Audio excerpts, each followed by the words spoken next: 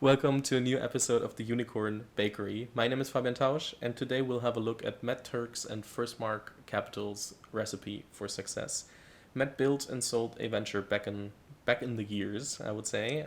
Was then the managing director of Bloomberg Ventures from build it in the beginning, and then 10 years ago, it's a while, moved to the New York-based venture firm FirstMark.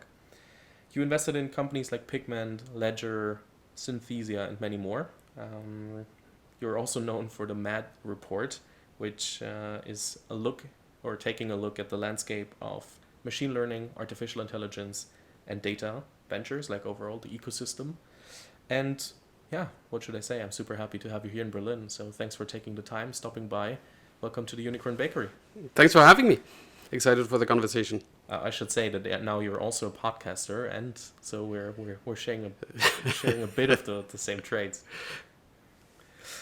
I have a first question that I think is super interesting because there are a lot of podcasts that people can and should listen to when they want to know a bit more on the backstory, and I think there are a lot of good interviews done already.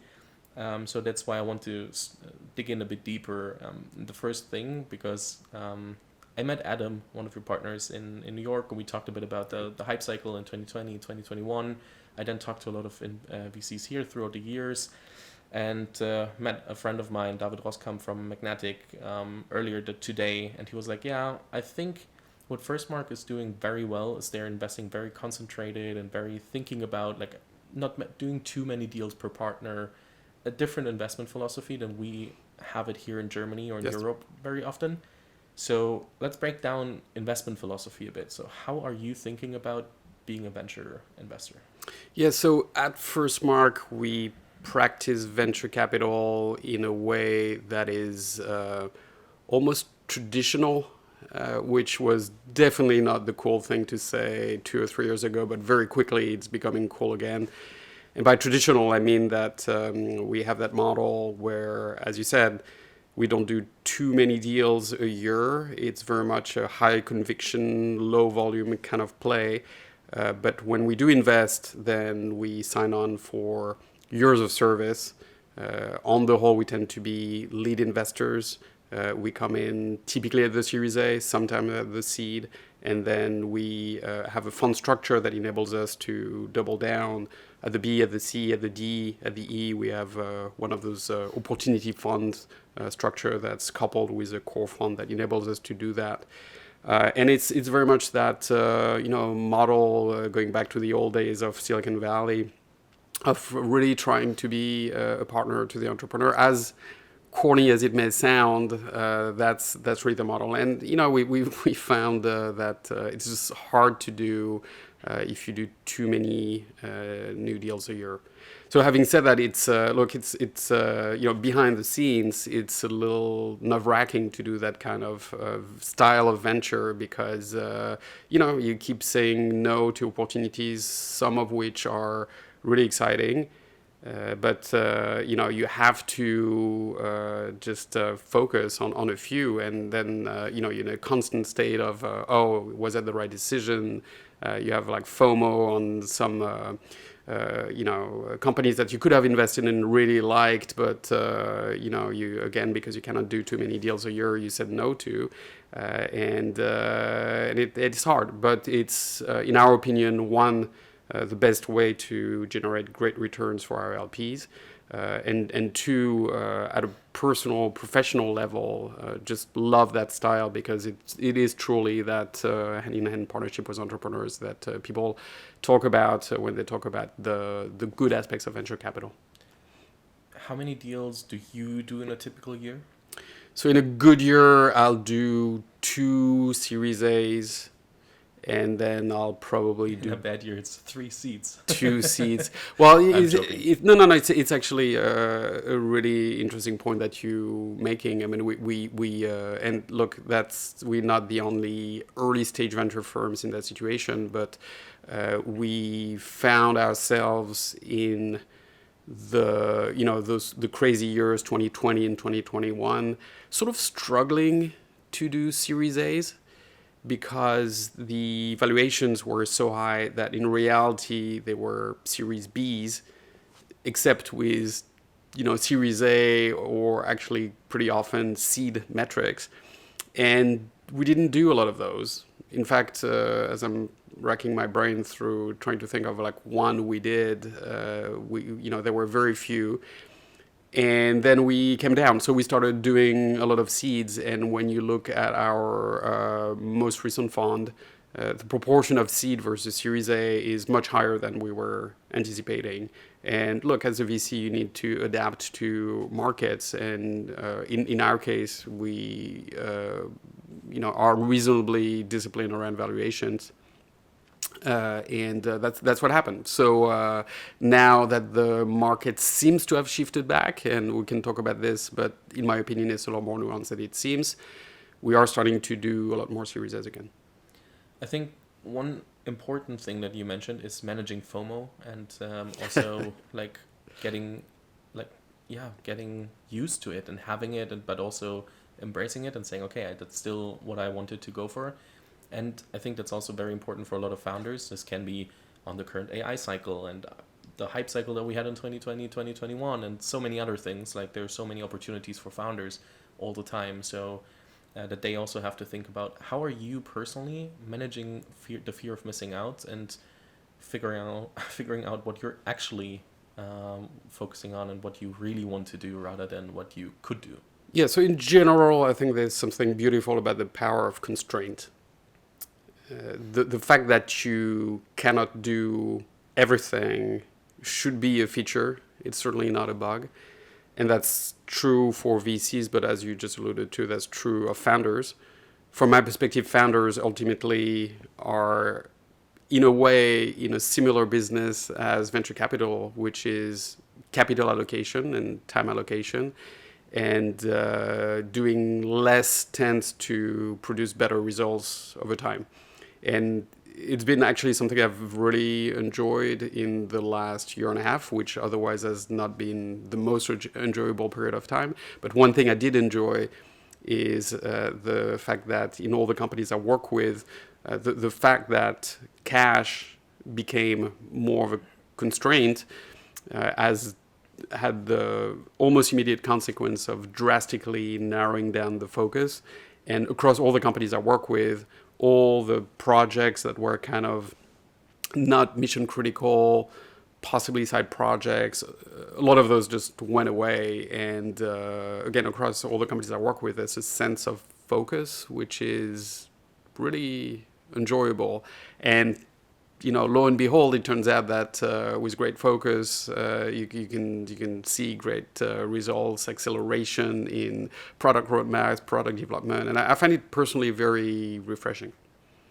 I would say in 2020 and 2021, it didn't feel that, for example, for VCs, money would be a constraint. So, but I also talked to Adam when I was in New York, your partner, and then he told the same that you did, that you did not make too many deals in the let's say Series A deals that were from the valuation side Series Bs, and at the same time seeds that were Series A's like too crazy. So he mentioned some numbers. On the one hand, I forgot them. On the second hand, I'm not sure if they should be public, but that the average was like super high, but your average was definitely a way lower from the deals that you did. And so as a company, because I can imagine that it's super easy to still get hyped up because everybody's doing deals. Everybody is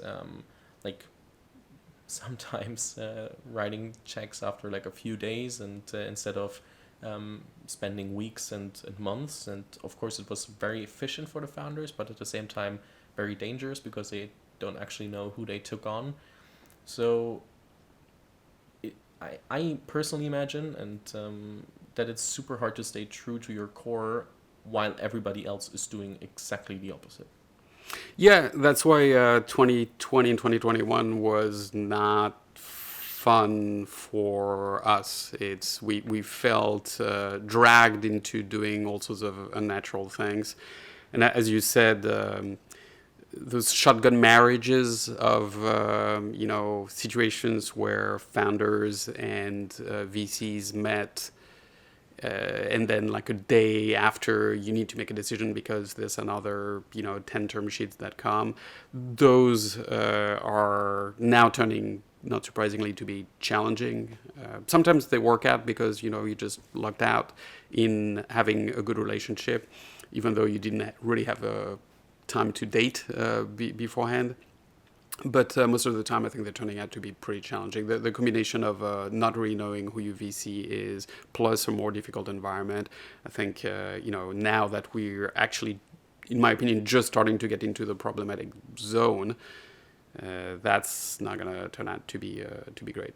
So again, look, I go back to that traditional venture aspect. I've just in the process of doing a Series A now, meaning that we are between the term sheet and closing, and that took several weeks. And the entrepreneur was actually trying to slow down the process. I was trying to preempt the deal, and they didn't let me. Instead, they said, "Well, we'll have an organized process in a few weeks," and so I was not happy about it because, obviously that meant that the price was going to be higher and the likelihood of getting the deal lower. And I did feel strongly that I was the right partner, but, to their credit, or at least that's very much their right to do so, they decided to have a process. And the whole thing, it probably took, 3-4 months. But the good news is that I had many more meetings with them. And, it feels like exactly the right decision to be working together and have a clear sense of where I'm, what I'm getting into. I was joking in 2021, I think I tweeted that out. I can't remember the exact words, but I think I said the first board meeting is the new due diligence, meaning the first board meeting after you do the deal.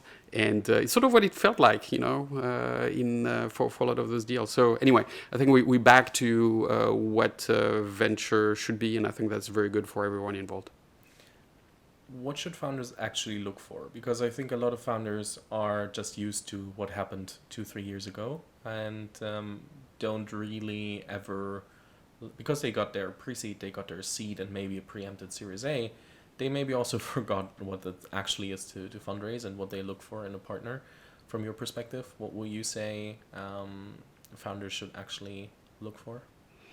I think first and foremost, you need to look for a partner that truly understands and loves what you do. And doesn't do it, doesn't invest in the company thinking of the company as an asset, but much more someone who is in the venture building business and can commit for many years. So that's, first and foremost. I do think that everything else being equal, people with experience tend to be better. So I'm saying everything else being equal, because sometimes people with experience are completely flat out, don't really have bandwidth, are on a million boards, and will not have enough time in reality to dedicate to you, except if you're the next, Facebook or Figma or Snowflake. But everything else being equal, look, it's like all things, right? Whether you believe in the 10,000 hours principle or not, but especially at the Series A and beyond, when that person is going to be a board member, most likely, you want somebody who has been on boards for many years and has seen a whole range of situations. Because people tend to be better after they've done it many years. It's pretty much as simple as that. And then, look, on top of that, there's all the things that one can sort of like assume and imagine. Certainly, brand has an impact. A firm with a good brand will be better at creating a halo effect around the company. By the way, good brand doesn't necessarily mean the brand that everybody knows. It can mean a really good brand for what you do specifically. So if you're in the logistics business, VC that has deep specialization and a good brand within the logistics industry is going to be as great as a generalist VC firm. And related to that, we at FirstMark believe very much in the concept of platform, and we have a very full-fledged effort there. So look, platform is the thing that used to be kind of like new and different years ago, and by now every single VC is going to tell you that they have a platform, and look, some do. But there's a whole spectrum of what that actually means. So I can talk about what that means for us, which is that basically half of our team is focused on post-investment support, which in our case means three things. One, the creation of networks and expertise that is available to the companies in the portfolio. So that manifests through a lot of events we do.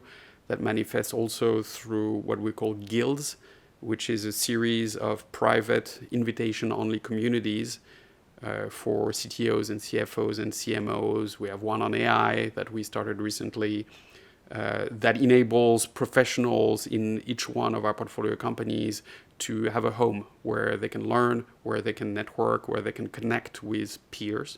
So that's one. Two, corporate introductions.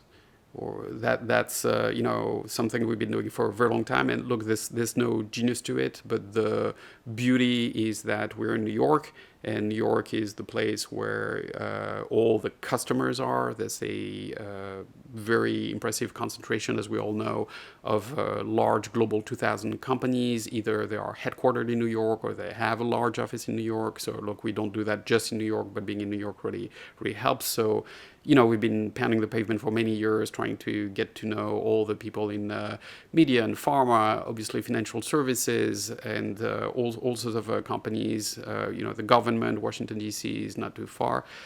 So we have a deep network, and we help making introductions there. And last but not least, talent. And we have people doing this full time. And again, look, there's no genius to the concept of having people that do talent recruiting on the team, but we've learned through many years of the trial and error what works and what doesn't. And at this stage, we have a lot of best practices and processes around how to do this well. So it's just working because we've been doing it for many years, and I've learned again what works and what doesn't.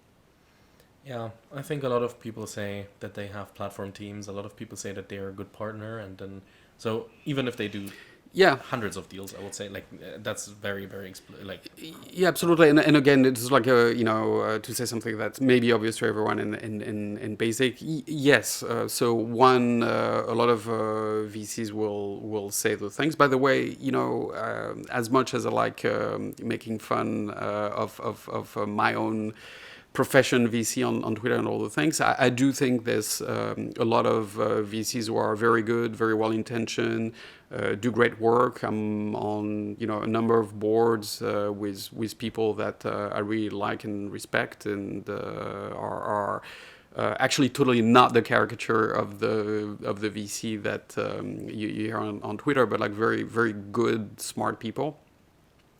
So a lot of VCs will say those things. So do your work, do your research, talk to other founders. Certainly, if you are lucky enough to be in a situation where you have several term sheets and different VCs competing for the privilege to invest in your business, speak to other founders in their portfolio. The usual standard thing to ask, and again, maybe like everybody knows this, but if not, let me mention it. You should talk to not just their base companies, but also companies that did not work out, and get some information about how those VCs handled difficult situations. And but like I do think, having said all that for any given company, there is not an infinite number of VCs that are right for you. So be selective. Again, all the things I said, do they really understand your industry? Are they really committed? Do they have the time? Do they have the experience? Do they have the brand? Do they have the support networks? Once you draw all the circle, the sort of the Venn diagram intersection is pretty narrow. Yeah, fair enough. One thing that I really loved when I researched and listened to a lot of podcast interviews and is that you said that you for a long time really wanted that the CEO is very technical, and especially in a country like where I'm from, Germany, where a lot of founders are very business heavy, and of course we have a lot of great universities and we have more and more ventures founded there and stuff is happening, but a lot of founders and CEOs are often very business heavy and maybe into product, but also that is not always given. But you said you changed your mind a little on it, that you said, okay, you're accepting the business founder a bit more. Yeah. So look, that statement very much comes from the fact that the vast majority of what I do as an investor is reasonably technical. So on the whole, I'm much more of an enterprise investor. Actually, would say 90% an enterprise investor with a particular predilection for the world of data, machine learning, and AI. So that's what I've been doing for many years now. For that type of business, and I do it both at the core infrastructure level all the way to the application level. On the whole, it makes more sense to have technical founders because those are technical domains. Having said that, I think there is something really interesting about technical founders, which is a whole maybe different conversation, because what again may seem obvious, but something I've learned over the years is that building a company is really like building a machine with different parts that need to work together.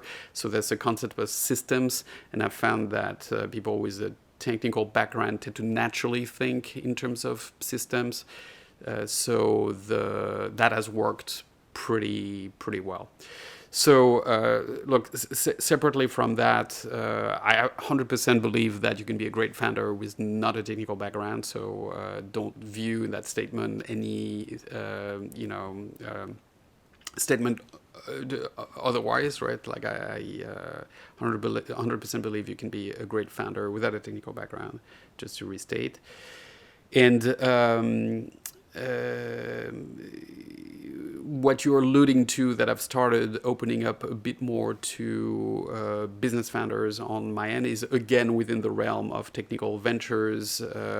I've found that it's actually works pretty well to have tight teams of co-founders where different people do different things. So if you have two technical founders and one person that's less technical, but they have a very strong bond and naturally work together, then I found that actually having the business person as part of the founding team has worked a lot better than I thought it might.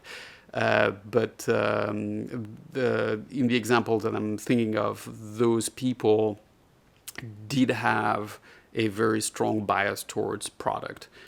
So I think, again, in the kind of type of ventures I do, having people that are purely business and don't have a natural inclination towards product, I think that's a little difficult. Just being like a sales and marketing person, like I think you need to at least have a very, very deep understanding and excitement about going into the weeds of the product. Fair. But now we're combining a lot of topics in one, because what you said is like a very technical team, and we recently saw a very huge round for a very technical team. So we're combining now the hype cycle of AI, the technical team, the therefore very high price of a seed round. I would say one of the highest ever. I would never say that it's the highest. I'm not sure, but Mistral AI that raised 100 million something on 250 million something valuation. What are your thoughts when you look at what's happening with companies like Mistral AI? Yeah, that certainly got people on Twitter really mad. It was in some ways entertaining.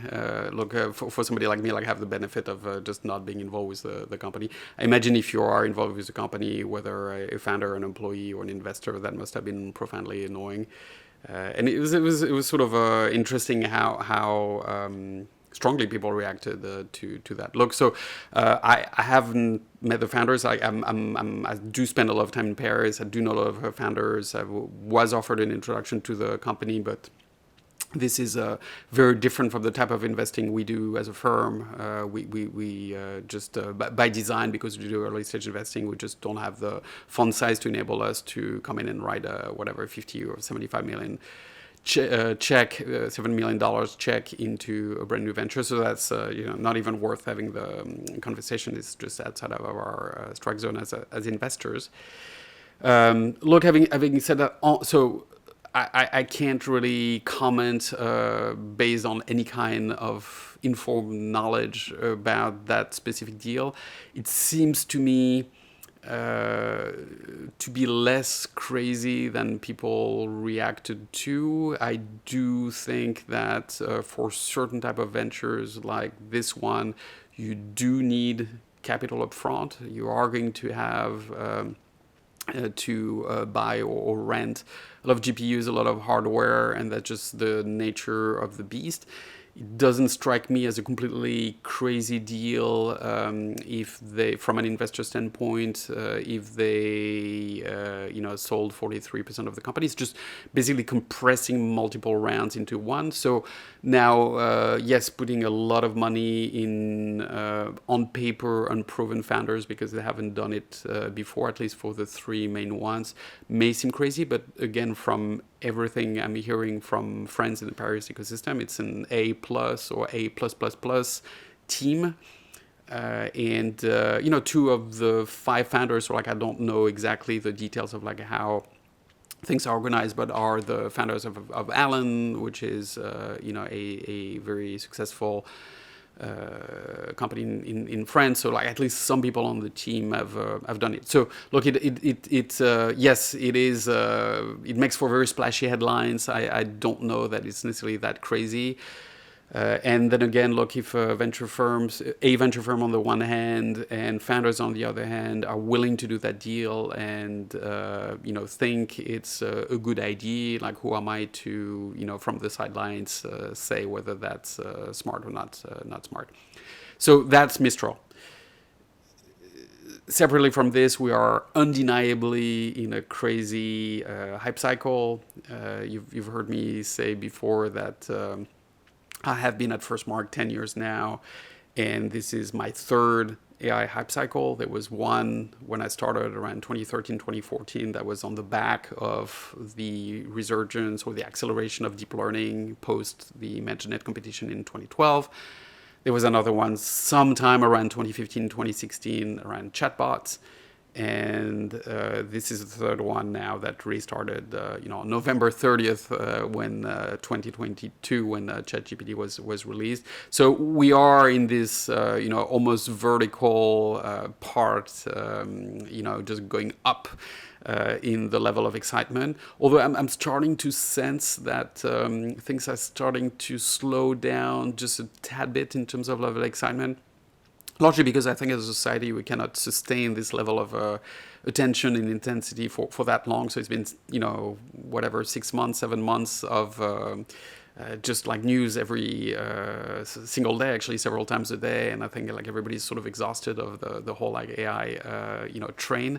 So this is, I think, starting to slow down a bit. And inevitably it will die down at some point. Inevitably there will be some kind of trough of discernment. It's always like that. But I do think it's real. I do think the substance behind it is transformative. So it's one of this weird moment where hype and reality actually sort of aligned. But from an investment perspective and from a company creation perspective, it's a very tricky time, and we can talk about it. I think one thing I want to state, also with the VC topics in the beginning, where I sometimes pushed a little further, and also with Mistral AI, it's not about bashing any of these companies or anyone who's doing anything in the space. It's more trying to get some perspective on things, because it's super hard for people out there who are not involved to understand how the people involved, or at least with some thoughts on it, are thinking about it. Regarding what you mentioned right now with the third hype cycle, the question that I'm thinking about when I would start building an AI venture right now, obviously I'm not a technical founder, so I would need definitely 1, 2, 3 people who are actually deeply into it. But what are the things that will bring me through such a cycle? What are the companies that ended up surviving the first hype cycle, the second hype cycle? And what do you think are the not the actual company, like this has to happen, that the company is getting out of the hype cycle without failing, more on the what traits do the companies and the founders have to develop and push forward to also be robust enough to at least have a chance. Yeah, it's a very interesting question, because that sort of goes back to the business founder discussion we were just having. So as obvious as it may sound, the company that successfully made it out of the prior hype cycles actually solved a business problem. And each time, the last 2 times, it was the same thing. There was a first phase of excitement around the technical capabilities, and suddenly there's like all the things you could do much better, all the things that you just couldn't do before that you were now able to do. So people started dreaming all sorts of different applications.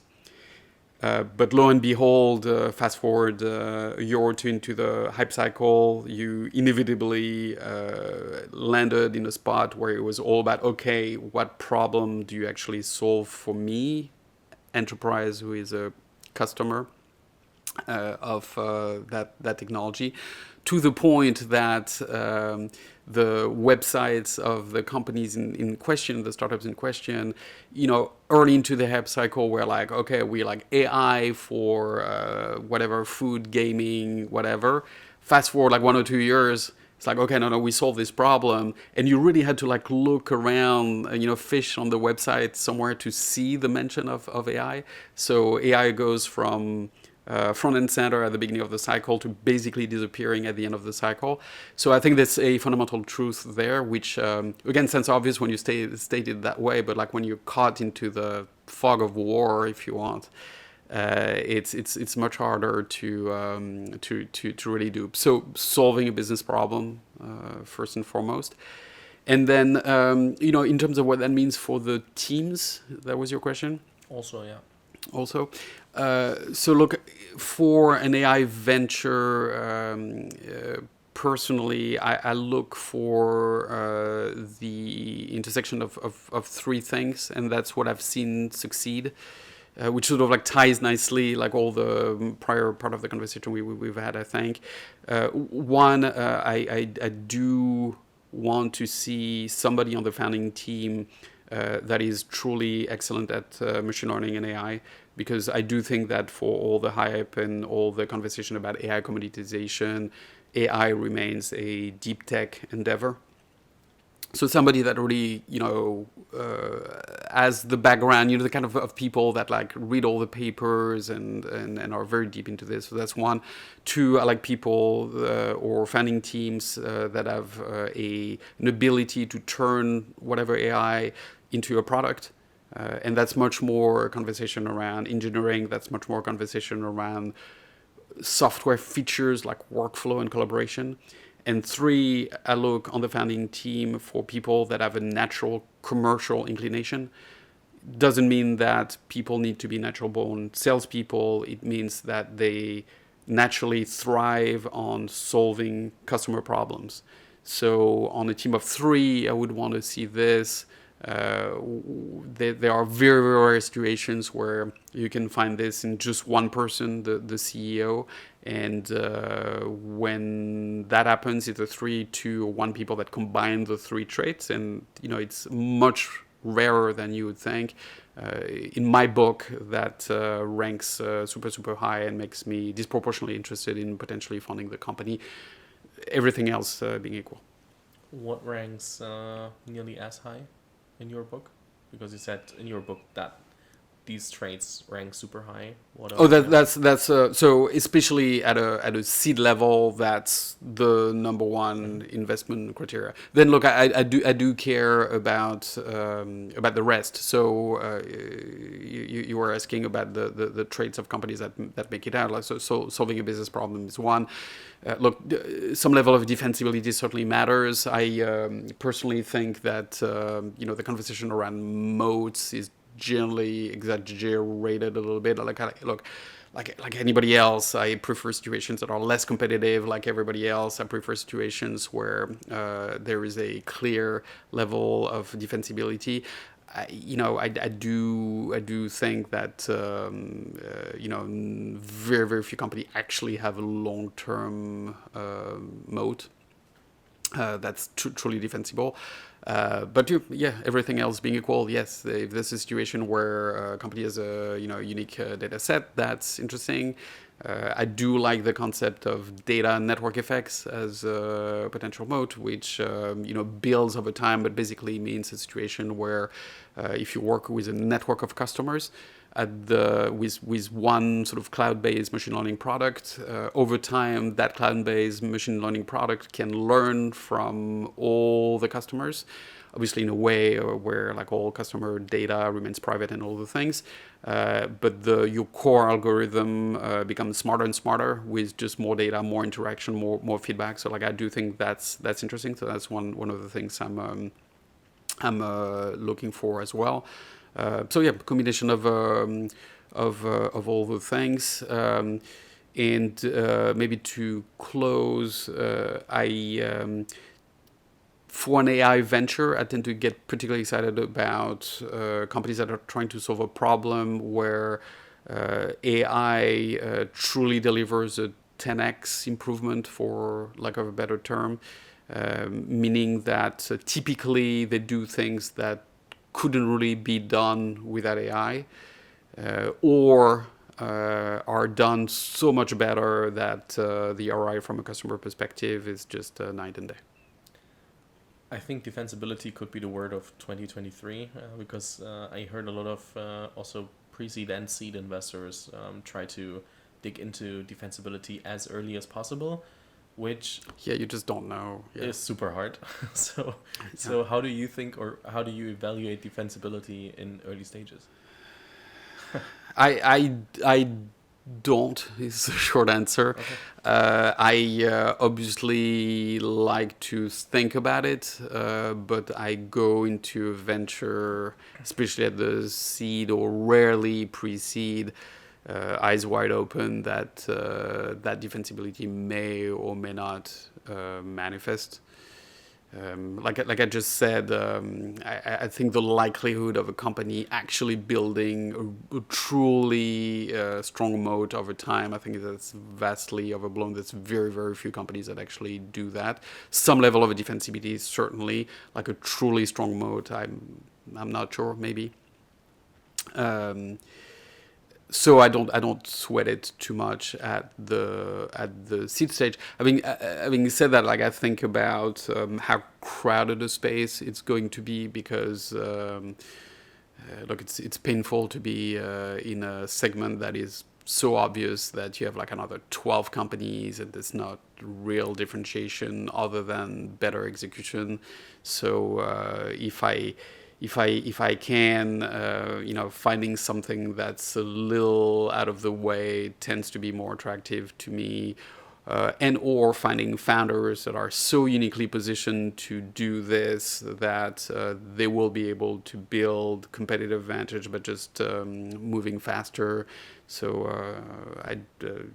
one of my recent investments, which is unannounced, is sort of an LLM for code kind of company, and it sounds like that's very much not differentiated. But the founders come from a professional background where the very specific code problem that they're tackling, they are very uniquely situated to do it, and they've done it for a long period of time. And the intersection of like solving that coding problem plus their deep machine learning AI background, basically there's a number of people in the world that can do that, which is pretty limited. So that's interesting in terms of early stage defensibility. I like that. I think that's helpful for a lot of founders also to think about how can I think about it, but also I think a lot of investors sometimes need to hear that. I'd add the notion there's a lot of people that seem to think that that whole generation of LLM based applications that do marketing or sales or writing automatically stuff, that those companies are 100% not defensible. And I have a little bit of a different view, and look, I'm not an investor in any of those companies, again, like OpenAI plus X kind of thing. But I just think that the defensibility of those companies will just build over time in the same way the defensibility of a SaaS company does. I think those companies just need more time on earth to build something that's more differentiated, more unique, and therefore perhaps more defensible. But that's going to be through features, that's going to be through workflow, that's going to be through collaboration, which I always think is a very interesting way of building, stickiness and some level of defensibility, because you have multiple people at a given customer that work together on a tool, and therefore if you try to take out the tool, they're more likely to protest and fight to keep it. So more time on earth for all those companies. I think the jury's a bit out. We'll need to see if truly they are super easily replicable and if they are not defensible. More time on earth means hopefully at some point they raise growth rounds. Like, for example, two of your investments, Synthesia and Pigment did. Are growth rounds back already? So it's an interesting question, and I ask myself that. So look, like those are just two anecdotal points, with a very small n. And at the same time, I think that is pretty interesting because both of those rounds were very preemptive. Neither companies were planning on raising. Both of them have plenty of cash in the bank. At the same time, it's funny how this works sometimes. And look, like I've been doing this for a number of years, and I'm still sort of amazed how those processes work. It almost felt like the VC community decided that those two companies were going to do a growth round, and sort of everybody at the same time sort of like descended on the companies with not just I want to learn more, but with I want to do a deal now kind of approach, and as a result, both deals were highly competitive. Both companies got multiple term sheets. So I think what's happening is a combination of different things. I think a lot of growth investors have been sitting on their hands for the last 18 months. And,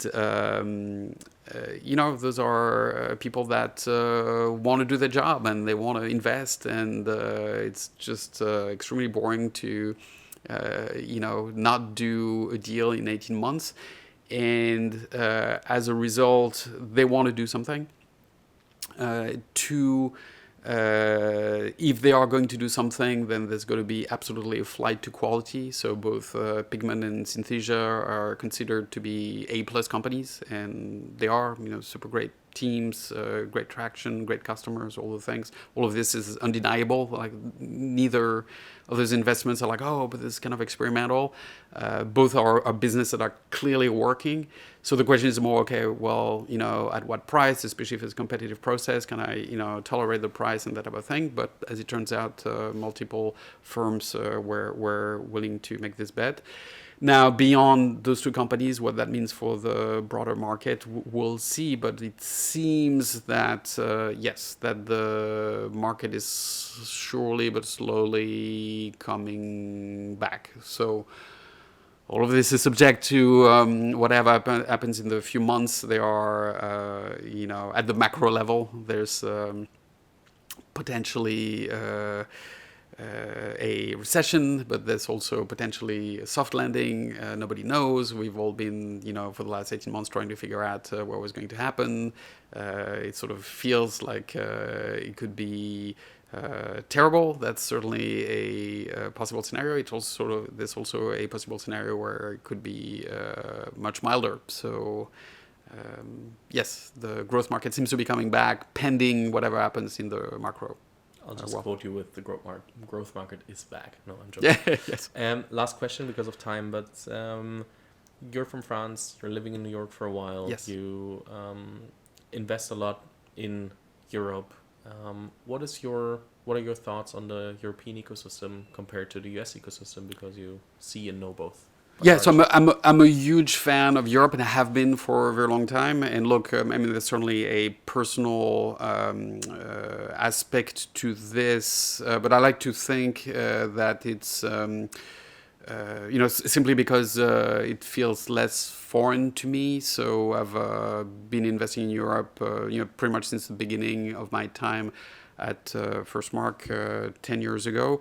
And yes, it did feel a little different when I first started venturing into the ecosystem.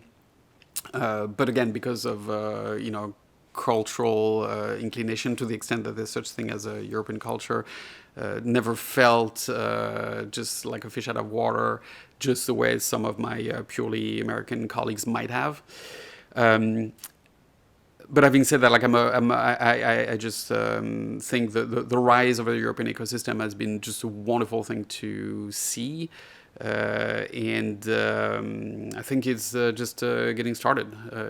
As it turns out, it takes a couple of decades, sometimes more, to truly build an ecosystem. If you look at New York as an example, so sure, like now New York, especially, in the last year or two, now everybody seems to have agreed that like New York is truly a thing. And look, post-pandemic, there's been like this massive influx of people moving from everywhere, including very much San Francisco to New York. And now New York feels obvious, but New York had been in the making for 25 years, 30 years, if you think of sort of like the OG success stories in New York, that's companies like, DoubleClick, and we're talking, in 97, 98, 99, so it's been a bit. And, as recently as 1 or 2 years ago, like people were asking me, okay, well, what's, like, is New York truly a thing? Like, you think there are startups and like, it's like a million startups and every single VC firm in New York and large successful public companies. But I think the same thing is going to happen to Europe. So if you think about how long it's really been in Europe that you've had tech startups, it's been, arguably 10-ish years. Really, in my opinion, in the last 5 years, you've seen this acceleration of companies. And especially of the kind of companies that truly make an ecosystem.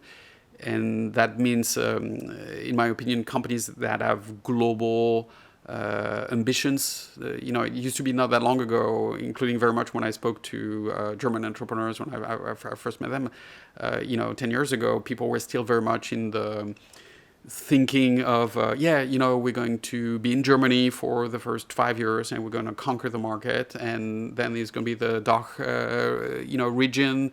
And then, maybe, 7-8 years from now, we'll start thinking about the US. But, it's very much like a step-by-step kind of thing.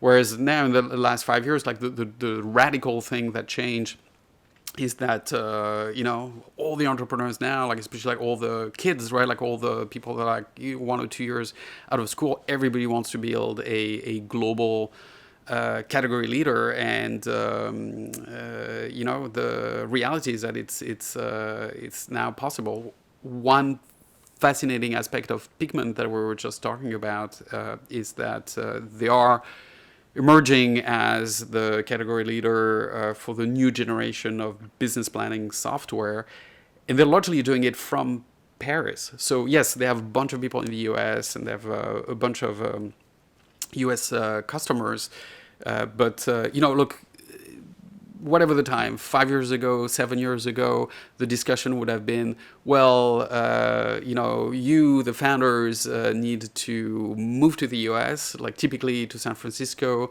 And by the way, you need to incorporate the company as a Delaware company. And that would have been the conversation. And it was like, okay, now that's the way it's going to be if you want to not just raise money from US investors, but truly create a category leader. And now it's like, no, like, this is a French law company founded by two French co-founders who very much live in Paris. As far as I know, have zero plans to move to the US. And yet they have like all the cool US logos that you can imagine. So I think all of this is really interesting.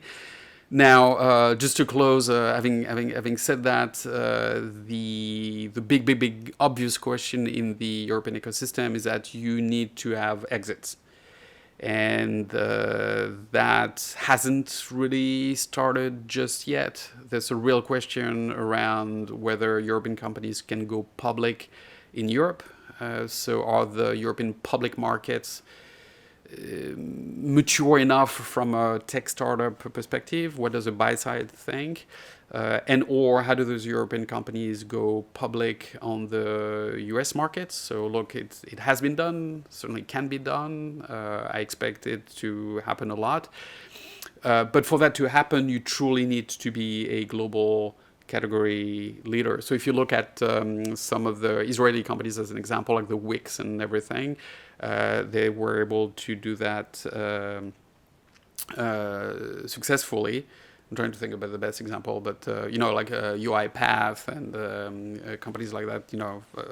Thinking of European companies, but they are truly horizontal global category leaders. It's much harder if you have, let's say, a consumer business that's very European centric, that the US buy side may have never experienced or come across.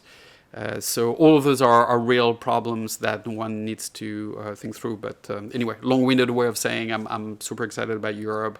About 40% of my portfolio is now in Europe or has European roots. So Dedaiku being the perfect example. So Dedaiku being a superb company that's a global category leader for enterprise AI, targeting global 2,000 companies. Very much a company that started in France, did flip to the US, has been headquartered in New York, a few blocks away from our office for the last 6 years. At the same time, still is as plenty of people in Europe, with a bunch of like the C-level living in Europe, so it can be done. So that could be an example. You mentioned Ledger, based in Paris. Here in Berlin, I'm a proud investor in Software, which is a no-code company where I led the Series A. I have two companies in the UK. You mentioned Synthesia. I'm also a proud investor in a company called SurrealDB. But again, all of those companies are companies that truly have global ambitions. Like none of them want to build a European champion. I think not much to add. I would love to discuss like so many things even further, but we have to postpone this to another session. Let's see when I can grab you back into the seat. Great. Well, this is lovely. I really appreciate it, and it's a wonderful discussion. I really appreciate you having me on the podcast. It's been an absolute pleasure. I'll link to the Mad Landscape, to your blog, to FirstMark, to your LinkedIn, or Twitter, or both, for some memes as well. Thanks for stopping by, and thanks everyone for listening to the Unicorn Bakery.